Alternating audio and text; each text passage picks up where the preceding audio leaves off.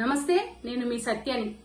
ఒక నీచుడు, నికృష్టుడు, దుర్మార్గుడు అధికారాన్ని అండగా పెట్టుకుని బండి సంజయ్ కొడుకు బండి భగీరథ్ డ్రగ్స్ కు బానిసయ్యి 17 సంవత్సరాల మైనర్ బాలికకు మద్యం తాగించి అత్యాచారం చేసిండు.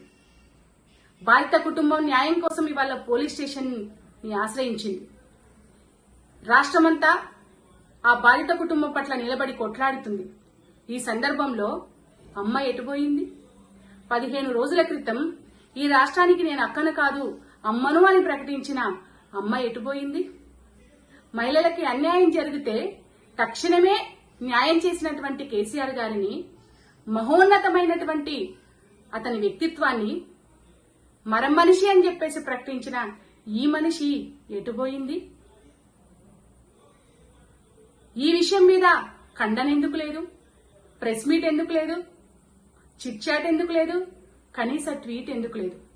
ఒకవైపు రాష్ట్ర ప్రభుత్వం, కేంద్ర ప్రభుత్వం దోషిని రక్షించడానికి విశ్వ ప్రయత్నాలు చేస్తుంటే బాధిత కుటుంబం పట్ల నిలబడాల్సిన, ఆ బిడ్డ పట్ల నిలబడాల్సిన అమ్మ ఎటుపోయింది? ఎవరి ప్రయోజనాల కోసం అమ్మ పనిచేస్తుంది? ఎవరి కనుసన్నల్లో అమ్మ ఇవాళ పనిచేస్తుంది? ఆలోచించండి.